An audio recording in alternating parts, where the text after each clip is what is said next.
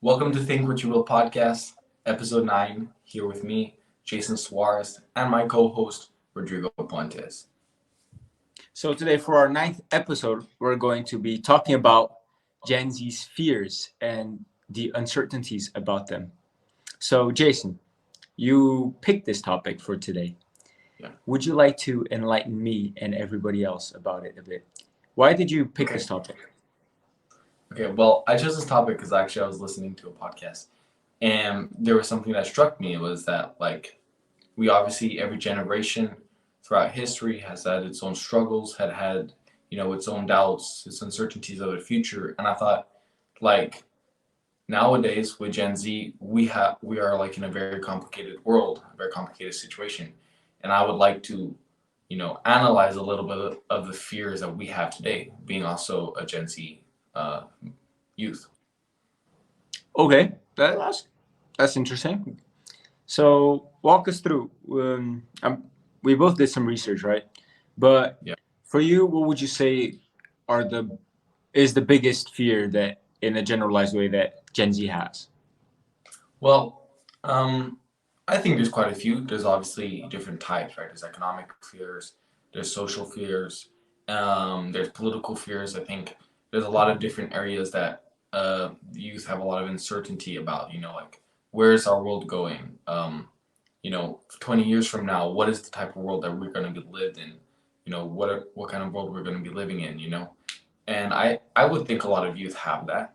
I definitely have doubts and uncertainties about the future, and I think we should get into that. But would you agree with me in that sense that there's a lot of uncertainty clouding Gen Z's future? I would say yes, especially if you address the environmental issues that are just getting worse every day that goes by. And Mm. that's a big concern for the future because we don't know what's going to happen if the environment just keeps getting worse and worse. And, could it bring us to extinction? We don't know. And that's issues that our generation is going to have to face and solve because if we don't solve them, we're all going to die. Okay, well that's a pretty apocalyptic It's a view. answer. But do you think a lot of other youth would share that opinion, or is it just you? I think there is a, a portion of youth that care about and are aware of the problems Mm. and are aware that they need to find solutions and that it's up to our generation to find solutions and the up and coming generations. But then there's also another portion that just simply does not care, you know. And yeah, I guess that's just people. Some care about the issue, some don't, because at some point some will have to solve it and some will just benefit from it, whether they care or not. So it's just yeah, you always have two sides. What about you? Do you All care right. about it?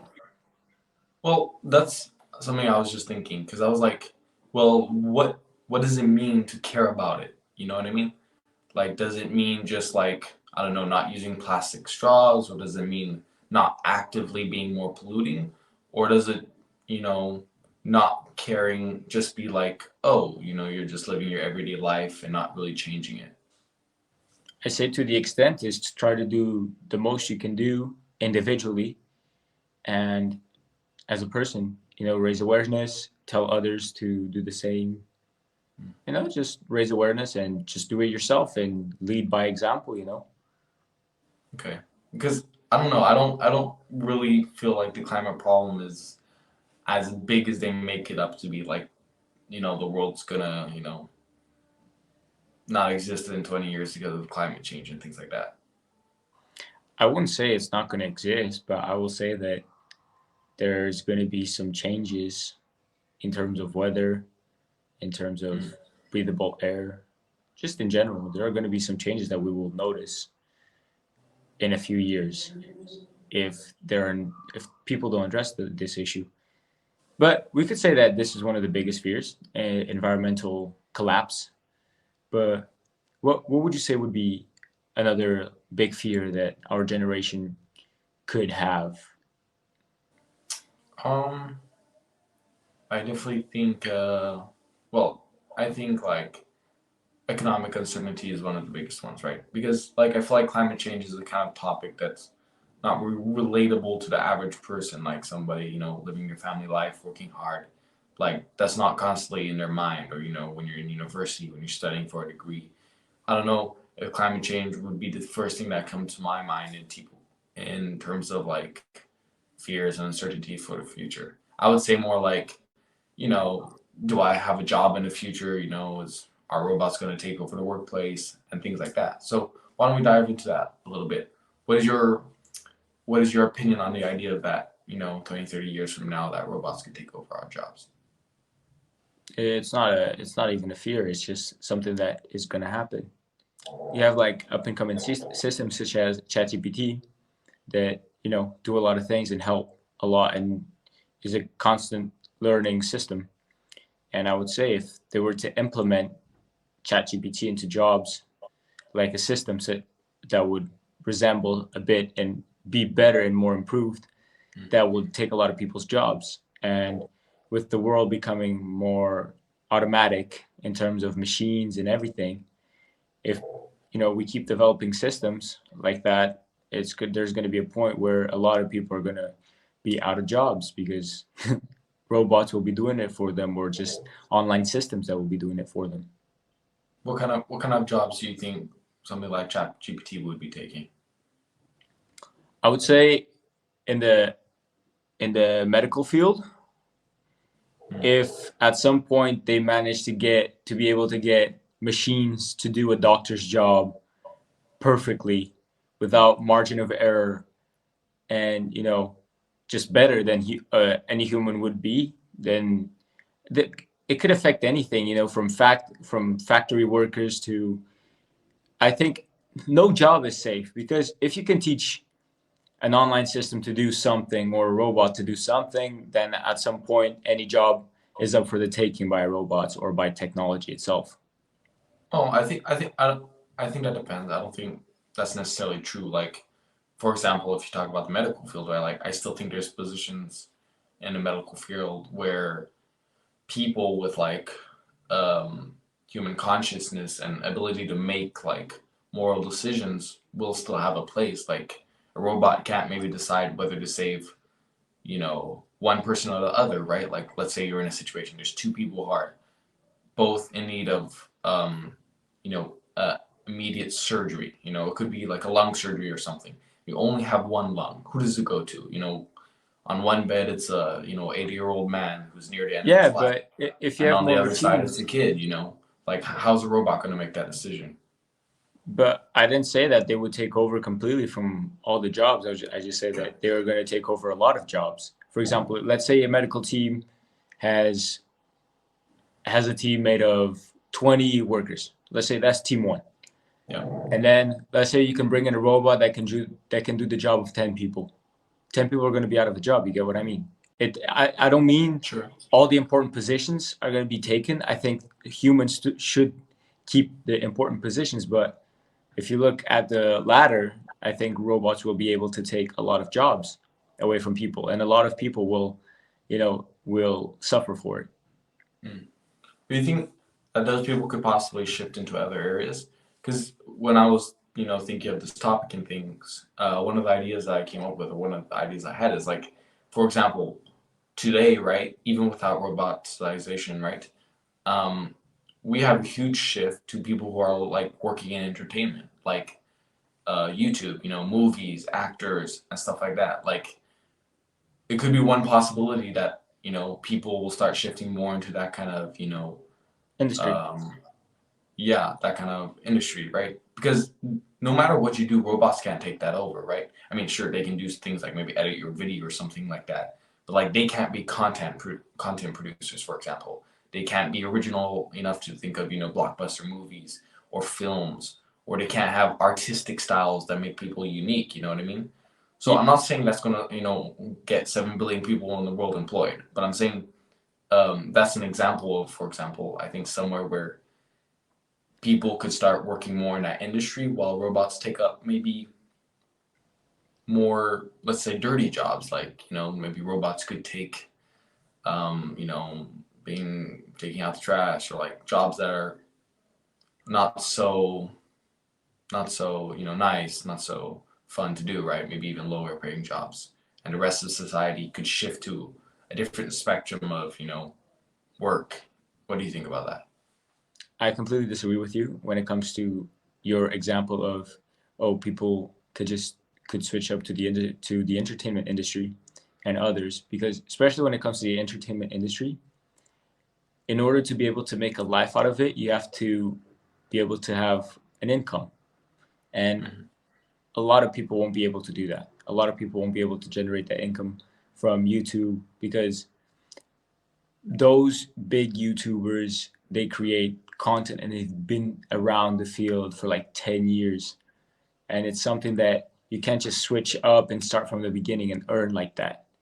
And when it comes to movies and stuff, if you know, it's not all of the actors like that are trying to make it in the industry have part-time jobs because acting does not sustain their expenses, the payment that they get. You have to be like a big actor or a semi big actor to make at least enough money to be able to live off of just acting in movies.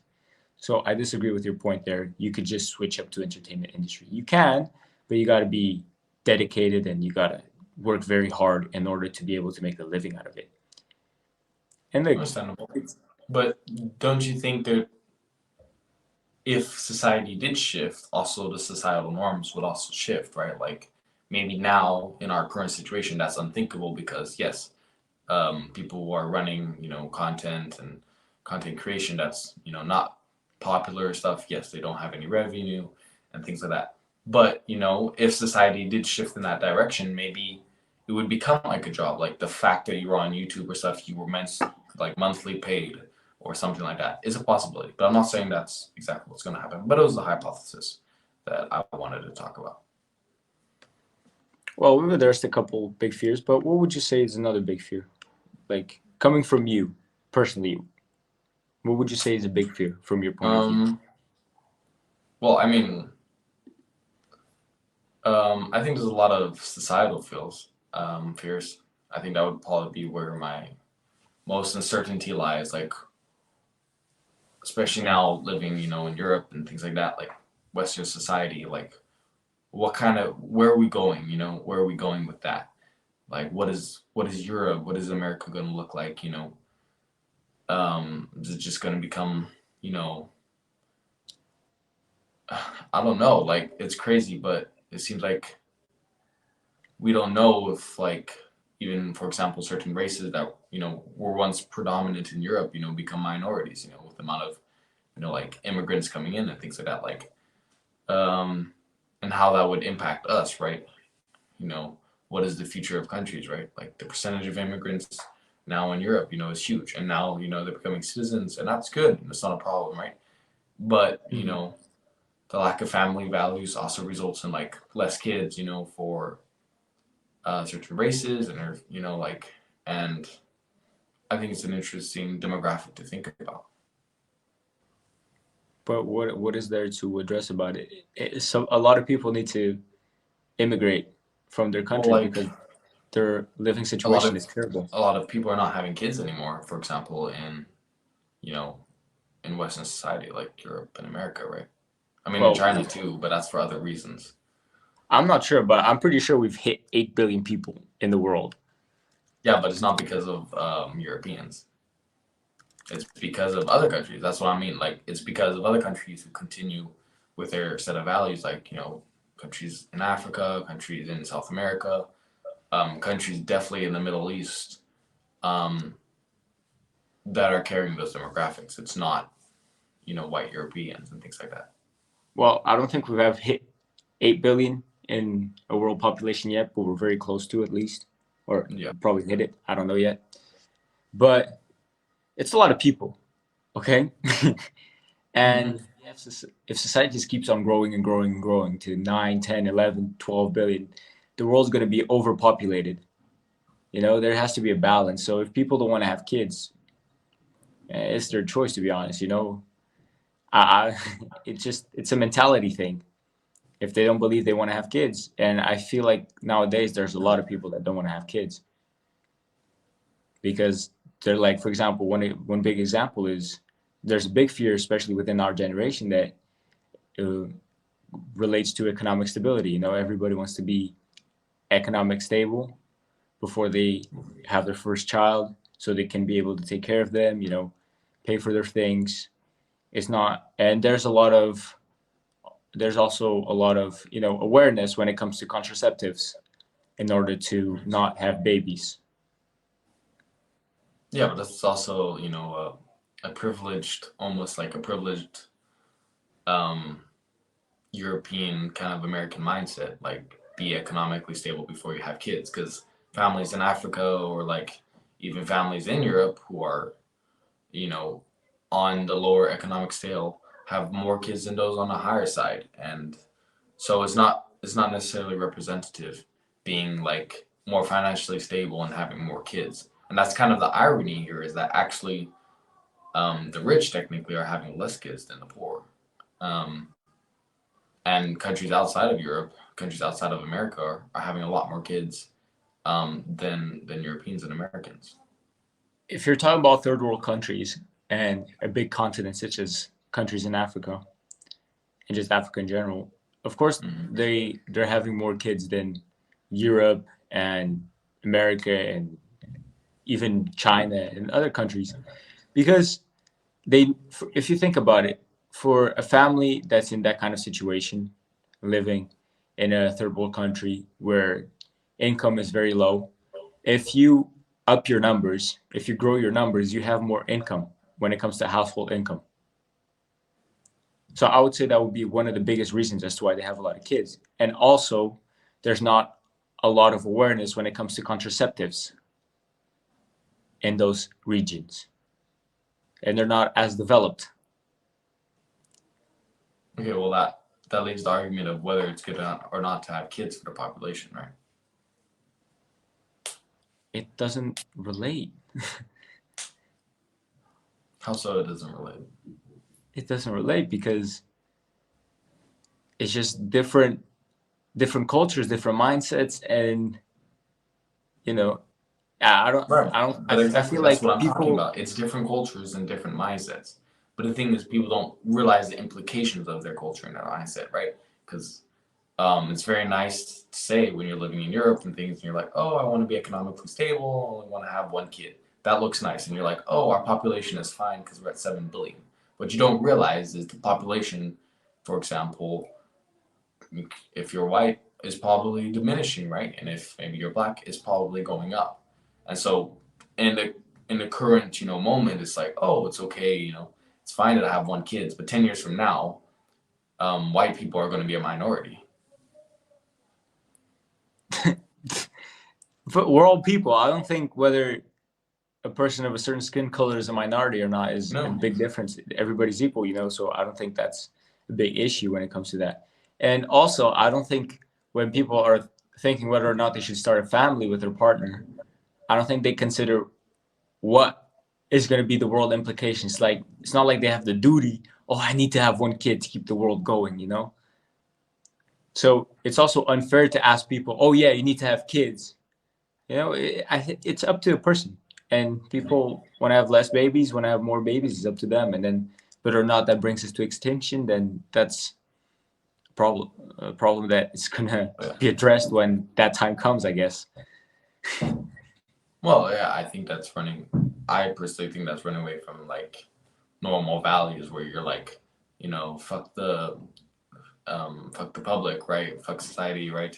Like I just want to do whatever I want, and that's the whole trend. And I mean, you could do that with everything. You can do that with gender, the whole gender disparity problem now, and the whole crisis it's bringing, mostly in Western countries, because that's the mindset that only exists in Western countries. Like poor countries in Africa don't have that problem, or don't have it at such a large scale, right? So it's a problem unique to a certain, country and things like that. But I guess Well, that's opinion, right? If people like if a middle-aged white family doesn't care whether there's going to be white people in 40 years, like fine, it's cool for them, right? Now they're just like, oh, I'm going to work and live my life and be happy. But I think there are social responsibilities that every person has, and I feel like they're just like people nowadays don't care about that, and that's what one of my worries, at least in my point of view. Well, if it helps you calm down a bit, I just came across a research that says that by 2050, there's a prediction that population will grow up to 9.8 billion. So that's a billion, almost 2 billion more people than that we have today. So I don't think you have to worry about that. Hopefully your fear is. I'm not worried about the people. You talk about people having kids, right? There's Yeah, there's but the I'm answer to your talking question. about certain races, right? Like Indian Americans are, like Native Indian Americans are also almost extinct, right? And people don't think about that. Sure, the population is growing, but they're disappearing Yeah, as a race. Native Brazilian communities that used to live in the rainforest, they're also disappearing, right? They aren't protected. They aren't having enough kids, um, and they're going to eventually disappear. So there is, questionable things with that. It's not just about population growth. It's about the percentage of, population but growth for different races. But yeah. you're Anyways, talking about cultures here, like Native yeah, Americans. could be, could be It's white up to folks. them if they want to have more kids or not. It's not my duty as for me to help their race or their culture keep on going. It's to them. Hmm. And to argue a bit with your point, it's kind of hard for people to live as Native Americans or in the rainforest or whatever, because you basically have buildings and cities everywhere. You basically a lot of forest and everything's disappearing. So it's kind of hard to live like that and have those beliefs and cultures. And to keep that going, it's up to that culture to instill in their youth those beliefs. And if their youth Mm-hmm. doesn't believe in it and doesn't keep it going through the generations, it's not a problem that the rest of the world has to deal with. It's based I on the mean, culture. it sort of is, right? It's like letting an No, it isn't. animal go extinct because they can't reproduce anymore. It's our responsibility, and they're animals; they're not even humans. So when we're talking about human races, it's also our responsibility to take care of them, no matter what our race is, right? No, it's up to the Okay, race. so you're saying You can't just tomorrow. force someone to have a baby So with if you're someone saying from a different. tomorrow, right? Let's say um, we could take any race as an example. Let's say tomorrow, because birth rates in for example, China are at a negative, right? Let's say in 20 years, Chinese people are not going to exist. That's not a problem for the rest of the world. Well, I mean that's a stupid example because they have 1 billion people. But if Native American Indians tomorrow disappeared from the world and their race was lost, that wouldn't be a problem for every person of the 7 billion people out there. I don't It's mean nothing to do with them. disrespect. I don't mean any disrespect to any culture, any race whatsoever. But I'm just saying, if their own people from that culture or that race don't want to reproduce, do not install the beliefs in their youth. And even if they try to do so, if their youth doesn't believe in them, you can't force the rest of the world to keep it going for them. It's not right for other people. For example, if I had to force you to have babies with someone that lived in Mm-hmm. the jungle just to keep their culture going and their tribe going, That's it's not that's not fair what to I'm you. saying. That's not what I'm No, saying. I'm that's not where your saying. point started. No, no, I'm not saying that. I'm saying you said it perfectly. You're saying if that population doesn't instill the values in their own culture, in their own people to reproduce, it is their problem. That is true. But that is exactly what we're talking about. Is we need to be aware of that because sure we can be talking from the outside, right? But the people inside those races need to be aware of that. You know, that's exactly what I'm saying. Those values need to be instilled. Otherwise, there is a major problem that race could possibly disappear, for example. Yeah, but it's a problem within their own race, religion, or in culture. It's not a problem that the whole world needs to take care of because No, I'm not saying it is, but I'm saying for that but race it is a problem. that's how your point has been sounding like for the past couple minutes. No, that's not Oh, what I'm saying. yes. No, Yes, it I'm not is. saying you have to marry that. somebody of that race to make sure they coexist. I'm not saying that, or And it's not other reproduce people's with them. responsibility to keep it going. So if certain races go Everybody's extinct, responsibility, but yes. if other races go extinct because they didn't have the awareness to keep it going and their youth did not believe in keeping it going, then I'll have fun reading about them in the history books. But other than that, it's not like, I don't mean any disrespect to anybody, but it's the truth. Well, it just sounds like you're supportive of the idea of them disappearing. It's like, I don't care. 'Cause I'm not if they supportive. disappear tomorrow, I'm gonna read about them in the history books. Like, that's not the attitude. Even if we don't actively, reproduce with them, like we should have still awareness of it. But that's not my point. I'm not supportive of things disappearing, but if they do, at least have them recorded. So as society grows, they can read about them and learn that there was a civilization that lived that way and had those beliefs. And it's interesting to learn and to record it. But if it goes extinct, it's like, I don't know, it's up for people to determine whether or not they want to adapt those values or not. It's not like something that's very, yeah, that's something Okay. that's not very concerning towards people in general. Okay. Fair enough. Yeah. Thank you for discussing that with me. Okay. Well, while we're on that topic, I think you said before, right? You were talking about the influence, for example, on our topic, right? Economic prosperity, right? I have an article here that says, Gen Z's top hopes and fear, um, by From by McCrimmon. Mark McCrindle. Okay, and here are some things that they listed here. So I thought we could also touch upon this a little bit. It says here top 5 fears.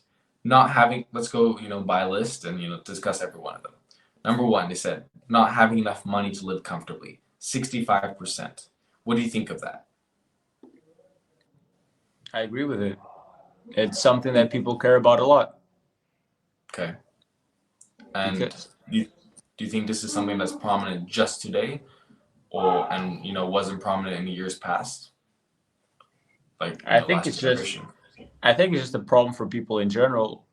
I would say more so for for younger generations because we're the ones that are growing up and facing different issues and having to battle them, and especially with the economic uncertainties that exist today, it's hard for people to have a a certainty that they will be able to have enough money to be able to just enjoy life in their own terms. It doesn't mean that if I go get a job right now, that I will be able to go out with my friends or have enough money to even do that. So I would say people care about a lot, like when it comes to being financially stable to sustain themselves and their enjoyments and pleasures, and just to be able to enjoy life as well. And where do you think that would stem from? Where do you think that comes from? Does it come from, them looking at the job market and being like, whoa, like there's really no job openings, there's a lot of unemployment? Does it come from uncertainty of knowing what they want to do in the future? For example, them going to university but not knowing what they want to do, and so they overthink and think, oh, I'm going to be able to find a job I like and a job that pays me well, that lets me live comfortably? Or what else do you think could possibly stem from?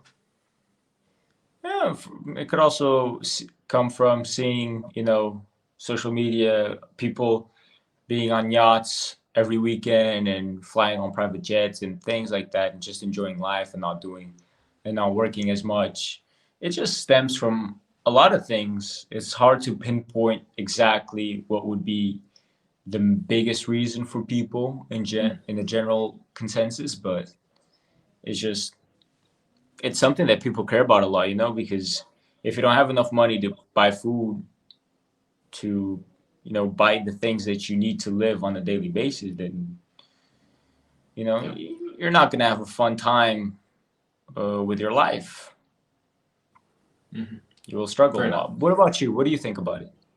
No, I agree. I agree with that. I think, right, we're talking about, you know, not just, working two jobs, a day and things like that, or, having to work 12 hours a day and then not having extra money for yourself or extra time, right? I think people do have a fear of that. But on that lines, right, a lot of people do have to, in a lot of circumstances, work in jobs, for example, that maybe they possibly don't like, right? And that's the other fear they have here too. It says, the fear of being stuck in a job that they don't enjoy and doesn't fulfill them, I think that's also a big problem for youth today. And that can come from like um, them not knowing what they want to go into. Like when they go into uni, they don't know what to choose, or they don't know whether to skip out on uni and just start working. Um, and yeah, what do you think about that? Well, I think everybody would like to be able to do something with their life that they enjoy, you know. If you're doing something with your life that you don't enjoy, you're not going to be happy. And it's going to lead to you being sad, could lead to depression, could ruin your relationship with others because you're just not happy with yourself. Mm-hmm. And that also covers the topic of mental health, but I'll talk about it a bit later, because I also think it's a fear when it comes to. I'll just track it back to it later. On this topic that you mentioned, I personally would not like to be doing something with my life that I'm not enjoying, you know. But sometimes you need to do it. Sometimes you need to get a job that you don't like to be able to sustain yourself for that period of time, and then once you're settled and have like sorted out more or less your life out, then you could get a better job, but and other things like that, or go into the industry that you actually want to be involved in. But it depends on the circumstances as well. It's not like everybody has a choice. Sometimes you got to do because life situations happen and you're forced into it, like you have to be able to keep going and sustain yourself. So it depends on people's life situations, to be honest, but it's up to them. Like, if you go to university, get a degree on something that you're not even sure about, and then go into that industry, and then you're like, oh, it's too late for me to go into another industry, and you're stuck in that industry that you don't like. It's an issue. So people need to be smart with their lives. They need to spend time thinking about what they actually want to do with their lives. For sure. Um, I agree with that. I definitely think that, like, yeah, people naturally should find something that they want to do, but like you said, can be limited by their circumstances, right? Maybe past decisions or whatever availability, right? Some people don't get, the full chance to do what they want. Maybe somebody wanted to grow up to play, football or be a football star, and when they were six, they, got cancer or something that limited them, you know. So a lot of definitely unforeseen circumstances can happen in your life. As a personal question, do you ever have a fear of that? Like, for example, you want to play football, you want to do that in your life. What if tomorrow you get, some guy in the next game, slide tackles you and breaks your knee joint? And even if you do a surgery and even if you get better, you'll never be the same player and you'll never make it pro. Like, do you ever think about that? Do you ever have fears about that or anything? Hey, being in this journey that I am in to become a professional footballer, I think I'm being really smart to be doing it and having a background in education as well, like in business, that I'm taking my degree in business administration. And it's just, I have a lot of different goals that I want to achieve in my life. And if Mm-hmm. something crippling happens to me, physically crippling, that cripples me, and I won't be able to pursue the path of professional footballer anymore, then I will just focus more on get the goals that I want to achieve it with my life. So I'm a person that I'm really energetic, and I have a lot of ideas, and I'm someone that wants to be a difference. Maybe not for the whole world, but at least for those around me and for the people that I will meet for the rest of my life and associate with. I want to be a positive difference. So I have different goals, I have different ambitions. So I just keep working on them. Right now, the main one is becoming a professional footballer and finish my degree. And then I have subcategories of goals and ambitions that I want to do with my free time, that I'm slowly working and to achieve it within Mm-hmm. 5 years time, 10 years time. So I'm a person that actually kind of like takes time to think about what I want to do with my life, what I like, what I don't like. I test myself out in different industries. I put myself in different situations to see if I like that thing or if I like that topic. For example, cars, being a mechanic or knowing how to work with cars. Something I would love to learn more and do personally. So there's a lot of things I'd love to do with my life. So to be honest with you, it is a scary thought if I suddenly have a career-ending injury, Mm-hmm. but I know myself and I know that it will not define who I am. So yeah. What That's about you? good. That's very good. Um, on that, okay. Um, about me, yeah, for sure. Like, I agree with you in that sense. I wouldn't say like I have a particular fear that, I won't work in something that I love. But sure, it's definitely something, in the back of my mind where it's like sometimes you think about it, you're like, oh, what if this is something I really want to do, but it doesn't work out for me? What if I try really hard, but it doesn't work out for me? Or maybe even though it's something I really want to do, it's not what's right for me. There's a lot of questions like that. But that kind of ties into another thing that I thought would be interesting to talk about, which was um, the fear of not achieving your true potential, right? Because what determine. Let's start with what do you think is your true potential? A true potential for a person. I think a person's true potential is just being able to work to be the best version of themselves, push to be the best version of yourself. Because you could be great at a lot of things, but people, once you're gone, people will remember you for who you are as a person, not for what you, for like, if I become one of the best footballers in history, yeah, sure, people could talk about it, but how was I as a person? Was I a mean person? Was I a bad person? For me personally, I just think that whatever you do when it comes to like your job doesn't matter. It's just about how you are as a person. Mm. What do you stand for? What are your values? Are you the best version of yourself you can be? Being good to others. That's what for me. That's what a person's full potential should be. Just being the best version of themselves. And if they're So would you say great, those are limits that you set yourself? Like you decide, like my true potential could be because you have to know. Nobody else can tell you, right? Nobody can say, Rodrigo, this is your full potential. You can only ever be this good, or you can be, this good, but you can't actually be that, right? It's something that's determined by yourself, right?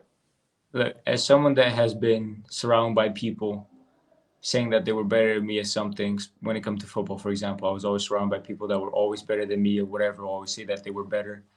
And when I look back and see where I am now compared to them, I'm where they would like to be. So I'm a person that I don't limit myself based on what other people think of me and what other people's opinions of me are. I limit myself. I just don't limit myself, to be honest. I just work hard and I strive to be the best I can be in whatever I do and as a person, as a human being.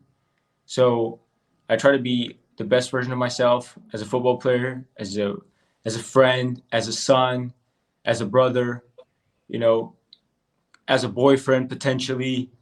I just try to be the best I can be in whatever situation I'm in whatever work industry I'm in whatever I do. That's that's my that's just what I live by. Yeah.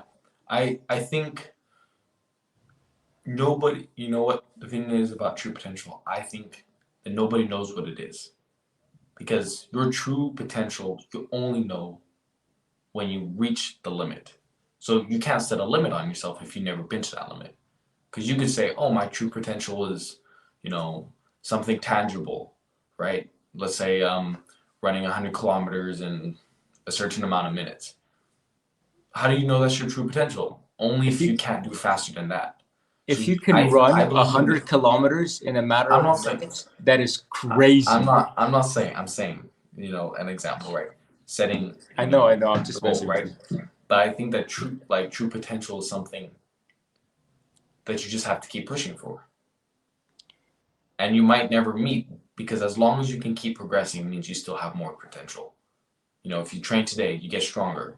You haven't reached your potential, you keep going. You keep going, you keep going, you keep going until you reach it. And that's the only way you find out what your true potential is if you ever reach it, which I don't think anybody technically reaches it.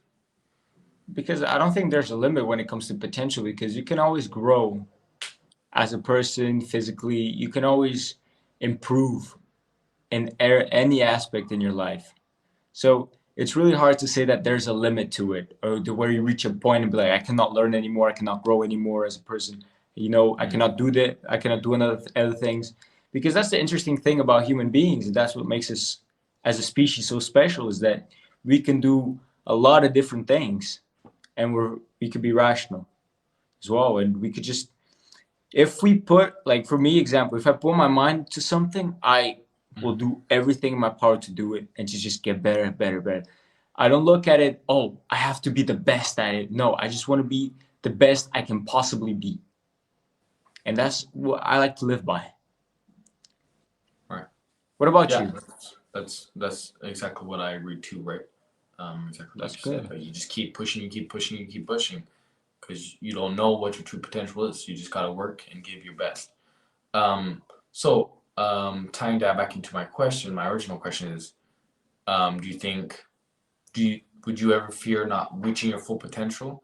Because although it's something not tangible, like we just said, although it's not something tangible, you can still measure it in certain ways. Like if you're very smart, right? Maybe you're very smart, you're very athletic. You could say you never reach your full potential if, for example, you end up working, a terrible job or something, or you're a terrible person or something like that, right?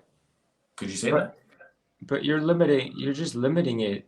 For example, you're making it seem like, oh, if I'm an athlete, that's all I will be. No, I Mm. just think that when it comes to potential, people have to stop looking at something that is so crippling, so limited, and stop putting in just one area of their lives.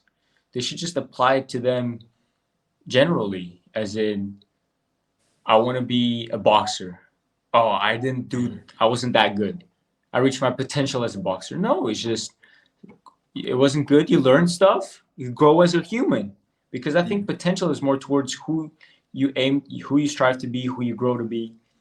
And it's something that people should apply to themselves instead of to the things that they want to do with their lives. Mm. And that brings me to a topic That's a good point. that I would say, one final big fear that I would say, especially personally, I think that I consider, it's not a fear more so, but it's more an issue, is Mm. the importance of mental health. Because Okay. I feel like our generation, we're very impulsive because we act upon our feelings a lot. We Yeah. don't take the time to process them, think them through, and come out with the best possible scenario. There are a lot of people that just act upon them. I'm angry, I'm gonna punch you in the face, you know, or I'm gonna shoot you or something. Very impulsive people. Mm. And as someone that has dedicated a bit of time, not a bit, a lot of time with his life into learning how to be able to control his feelings, his thoughts, be able to have good control over his mind. I think it's a very important issue, because if more people, you know, learn about the importance of mental health and being able to control how your feelings, how to deal with your feelings that you're possessing, the thoughts that are going through your mind, you won't do as many fucked up things as you will possibly do if you didn't have that self control. You know. What about you? Well, What do you think of this? well, yeah, I get what you're saying with impulsiveness. Like those are things you have to learn to control, right? I agree with that. And when it comes to mental health, I think sure, some mental illness can be solved, can be worked on. Healing. If you're depressed or things, maybe there's for some people there's a way out. But also the thing you have to understand about mental health is like sometimes there isn't an easy solution. Maybe you're stuck in a job that you hate. Maybe you're alone. You're growing older. You don't have any financial stability. You have no future, and or maybe you just have a physiological condition. You know what I mean? And you're just you have a physiological condition where you're depressed, right? Like, that is also a problem with society, and sometimes it's not necessarily something you can do about that. Yeah, but those are not a generalized scenarios. Those are special scenarios. I'm talking in a generalized consensus where, especially in our generation, when speaking for our generation, I want to say that when we want something, we want it now. We don't know what it is to wait because everything's so easily accessible, and everything's given to us. We have difficulty waiting for things.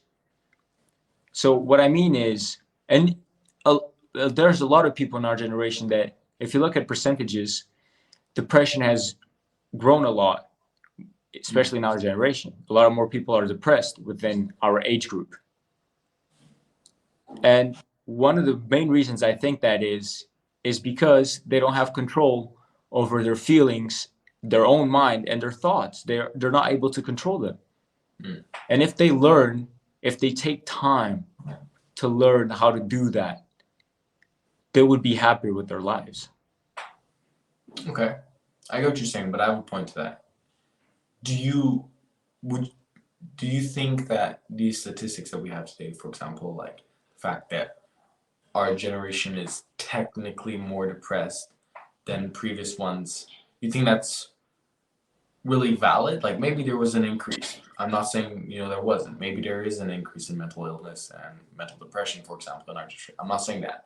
I'm saying the increase that it has. Do you think it's partially skewed by, for example, the way the statistics are taken? For example, we don't have depression statistics from 1950s.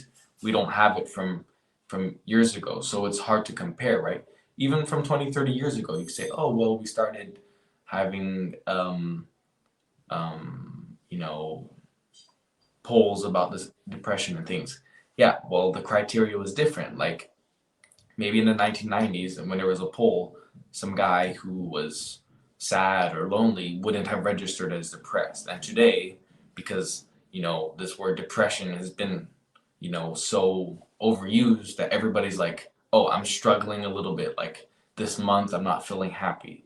Maybe they're fine overall. Maybe they actually aren't depressed, but because of this prevalence of the word depression, when they feel a little bit sad, when they feel a little bit angry, they just say, oh, I'm depressed, and they're not really depressed. What do you think on that? That's what I'm saying. People need to have control over their own mind, need to take into attention mental health and learn how to improve their own mental health. Because the example you gave of, oh, I'm not having a good month, I'm depressed kind of mentality is something that I completely think takes away the meaning of what depression actually is. Because every little thing happens nowadays to someone and they're like, oh my God, I'm depressed. No, you're not. You're just someone going through a bit of a rough time. It happens in life. Just got to go through. If you're going through hell, why stop there? Just keep going. Mm-hmm. The only way is up. You're not going to keep going down anymore. When you reach rock bottom, the only way is up. People are so negative nowadays. It's really hard to find a positive minded person nowadays because everybody just looks at the negatives because they act on their feelings instead of sitting down, rationalizing them and thinking, what's the best way to deal with this? And I think that depression is a serious thing for people that actually have clinical depression, that are diagnosed and have actual depression, not people that just, oh, something bad happens. Oh, I'm depressed. It doesn't work like that. And I really disagree, and I really dislike the fact that people just take that word and the idea of it and just throw it into any kind of possible situation. It's not right, especially for the people that actually have depression and suffer with it every single day with their lives. Yeah, I think it's It a it, good point. it destroys the meaning of it. It destroys the importance of it. Yeah, it ruins the severity for those who really truly have depression, right? Two people walk up to you, two people all walk up to a doctor. Maybe one needs more urgent care than the other, but they both are classified as depressed, right? Maybe one guy, like you're saying, is just the guy who was having, a bad day or whatever. And he goes to the doctor, and maybe the other one actual has a physical problem. And like you said, it does dilute the worth or the value of saying you're depressed because people don't know if you're really depressed or you're just going through a hard time. But here's a question, tying this into our topic of today, the fears of Generation Z. What is your fear regarding mental health for our generation? Or what do you think the fear for our generation regarding mental health is? Is that the fear? I would say is my fear is that as our generation grows older, those issues will be magnified in their brains. And if they don't address it when they can, when they're young, when it's easier to change and, to change the way you think about things and stuff like that, you're going to have an older, when we grow older, you're going to have us mentoring kids, right? Being role models for children. And it would be really, really bad if we could not teach our future kids or just children in general how to control your emotions, how to not be impulsive, how to have good mental health, how to look after yourself. It's a fear. It's an issue that people need to consider and take into account and be like, wow, it's something that we need to consider for the future.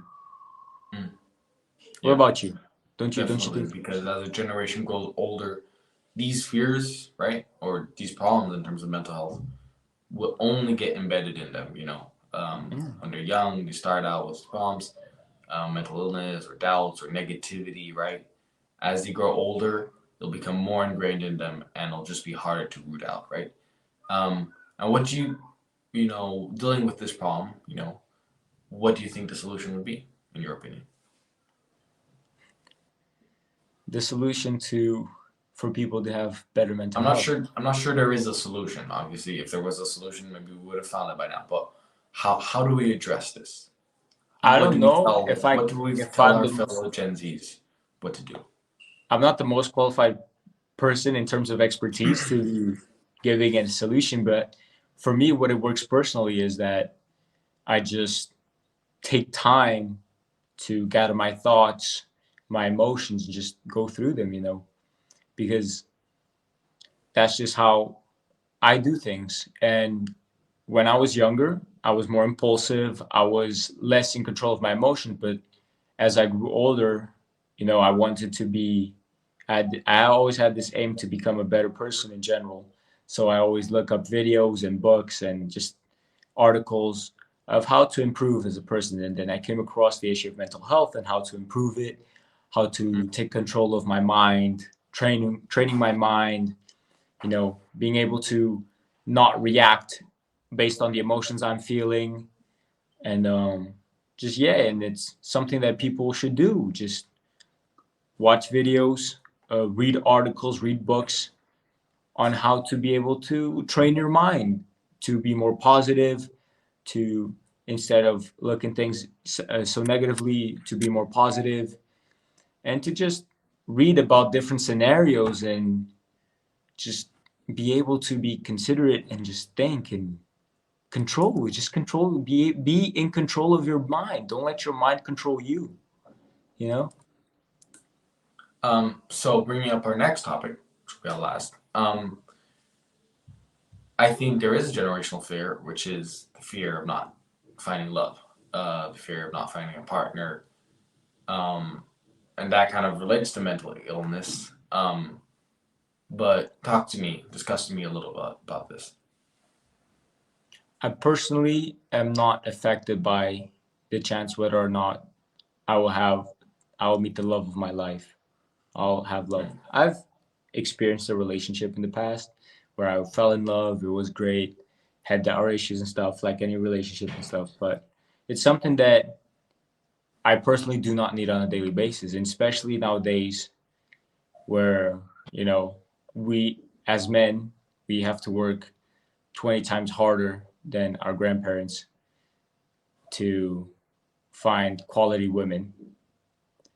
it's really hard to find quality women nowadays. No offense to anybody. It's the same thing for women. It's harder for women nowadays as well to find quality men. So it's just for me, I just keep going with my life, and if I meet somebody that shares the same, not the same views as me, because if it's just the same, it's kind of boring.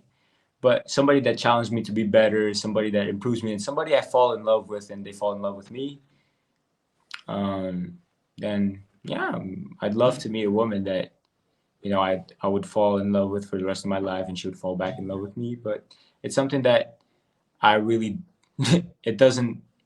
It's something that I don't. It doesn't like. It's Not a fear that you have yet. wait. Yeah. It's something that I really don't care about. If it Mm-hmm. comes, it comes. If it doesn't, well, too bad, I guess. Mm-hmm. Would I like Well, it? Yeah, any man, any woman would like it, but for it's sure. life.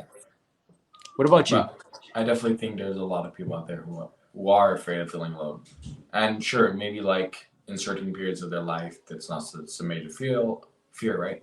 Like maybe you possibly right now don't have a fear, but maybe in a couple of years you will, right? Maybe as you grow older, then that will become more prominent, or maybe you'll find somebody and you'll never have that feel, right? But I definitely think it is something that people do think about nowadays. Um, you know,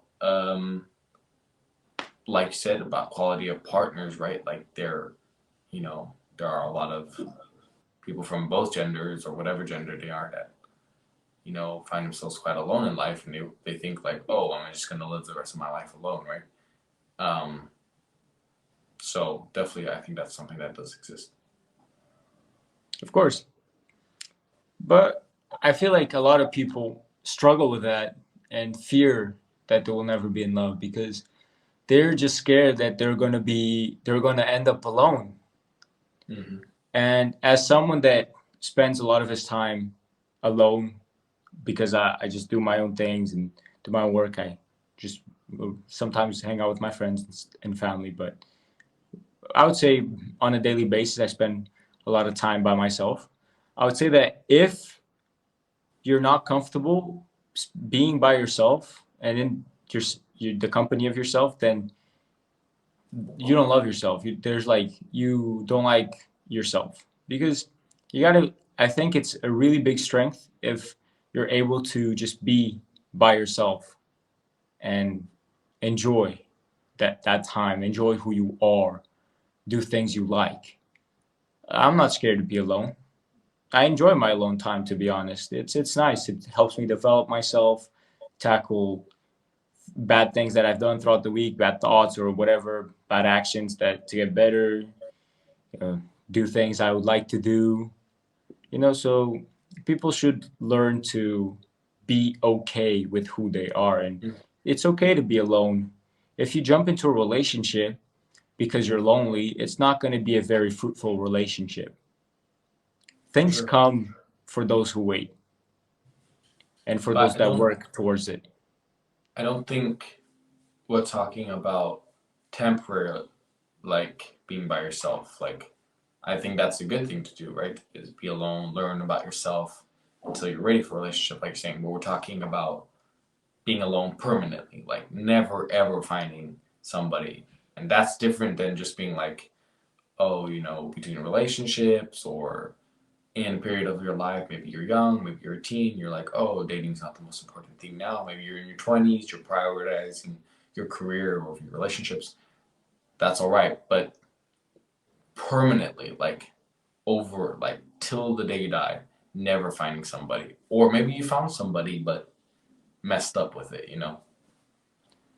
Man, life is life, It is what it is, to be honest. And would I personally like, and do I think people would love to have a partner for the rest of their lives who they can spend their time with, be their best friend, and things like that? Of course, anybody would love to have that. But am I okay with the thought and with the possibility of me never finding a partner that would love me for the rest of my life and that I would love for the rest of my life?